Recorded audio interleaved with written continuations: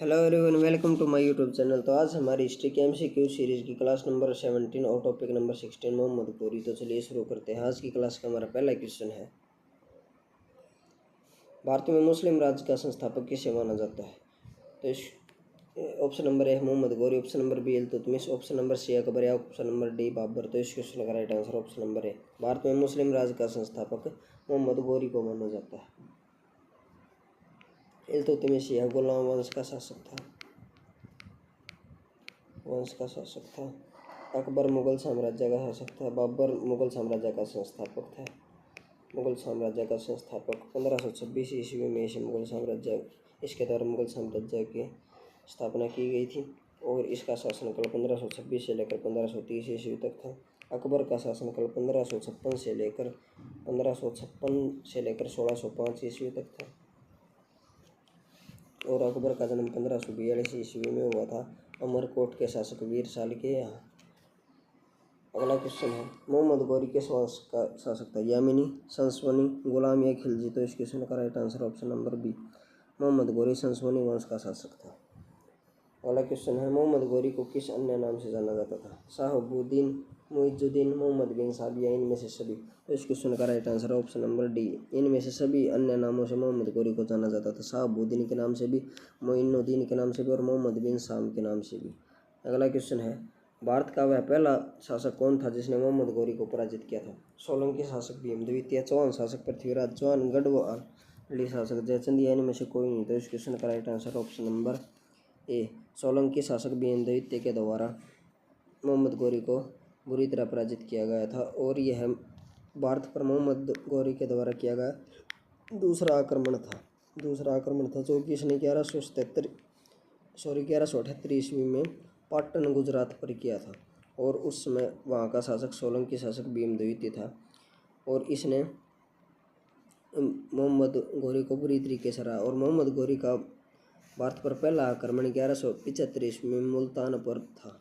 1175 ईस्वी में इसने पहला आक्रमण मुल्तान पर किया था और उस समय मुल्तान का शासक दाऊद था और इस युद्ध में गौरी की जीत हुई थी, यानी कि मोहम्मद गौरी ने दाऊद को पराजित कर दिया था।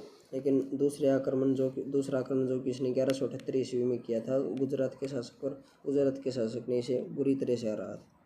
अगला क्वेश्चन है, मोहम्मद गौरी एवं पृथ्वीराज के बीच विवाद का मूल कारण क्या था? बठिंडा, मुल्तान, उच्छ या नीलवाड़ा। तो इस क्वेश्चन का right answer option number A, Bathinda. Mohammad Ghori व पृथ्वीराज चौहान के बीच दो युद्ध हुए थे, तराइन का प्रथम युद्ध और द्वितीय युद्ध। तराइन के प्रथम युद्ध में पृथ्वीराज चौहान की जीत हुई थी और मोहम्मद गौरी की हार हुई थी और तराइन के दूसरे युद्ध में मोहम्मद गौरी की जीत हुई थी और पृथ्वीराज चौहान की हार हुई थी। और पृथ्वीराज तृतीय को ही पृथ्वीराज चौहान कहा जाता है। अगला क्वेश्चन है, मोहम्मद गौरी का सर्वाधिक महत्वपूर्ण भारतीय आक्रमण कौन सा था? मुल्तान का आक्रमण, तराइन का प्रथम युद्ध, तराइन का द्वितीय युद्ध या बठिंडा पर आक्रमण। तो इस क्वेश्चन का right answer option number C, Tarain का द्वितीय युद्ध मोहम्मद गौरी का सर्वाधिक महत्वपूर्ण भारतीय आक्रमण था। यह युद्ध मोहम्मद गौरी व पृथ्वीराज चौहान के बीच हुआ था और इसमें पृथ्वीराज चौहान की हार हुई थी और मोहम्मद गौरी की जीत हुई थी। उसके बाद मोहम्मद गौरी एवं कन्नौज के राजा जयचंद के मध्य 1194 में हुआ युद्ध किस नाम से प्रसिद्ध है?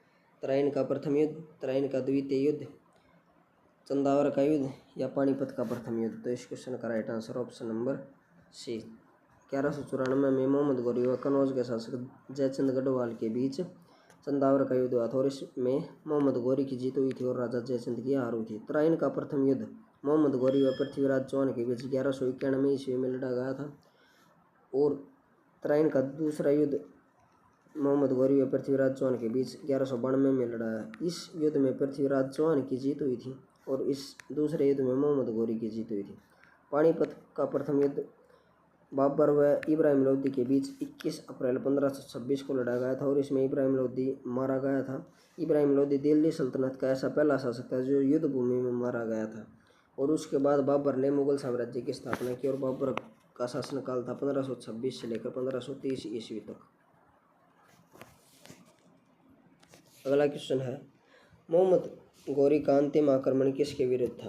करमाथी, गजनवी, सोलंकी या पंजाब के खोखर? तो इस क्वेश्चन का right answer option number D, Mohammad Ghori का अंतिम आक्रमण पंजाब के खोखरों के विरुद्ध था और पंजाब के खोखरों ने 15 मार्च 1206 को मोहम्मद गौरी की हत्या कर दी थी।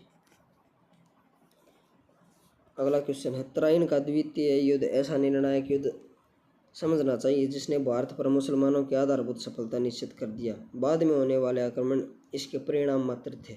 यह कथन किसका है? V A Smith, लेनपुल, Ishwari Prasad या अल्बेनी? तो इस क्वेश्चन का राइट आंसर ऑप्शन नंबर ए, यह कथन वी ए स्मिथ का है। और तराइन के प्रथम युद्ध के समय पृथ्वीराज चौहान के सेनापति का नाम सकंद था।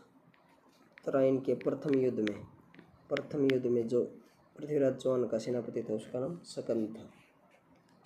अगला क्वेश्चन है, भारत में मोहम्मद गौरी ने किसको प्रथम अख्ता प्रदान किया था? ताजुद्दीन यलदौज या कुतुबुद्दीन ऐबक या शमसुद्दीन इल्तुतमिश या नासिरुद्दीन कुबाचा? तो इस क्वेश्चन का right answer option number B, Qutbuddin Aibak के द्वारा मोहम्मद गौरी के द्वारा कुतुबुद्दीन ऐबक को प्रथम अख्ता प्रदान की गई थी। और कुतुबुद्दीन ऐबक ने गुलाम वंश की स्थापना की थी। गुलाम वंश का संस्थापक कुतुबुद्दीन ऐबक था। और मोहम्मद गौरी भारत में गोमल दर्रे को पार करके आया था। मोहम्मद गौरी भारत में गोमल दर्रे को पार करके आया था। और इसी के साथ ये टॉपिक खत्म होता है। अगर आपको वीडियो अच्छी लगी तो वीडियो को लाइक एंड शेयर करें तथा चैनल को सब्सक्राइब करें। Thank you.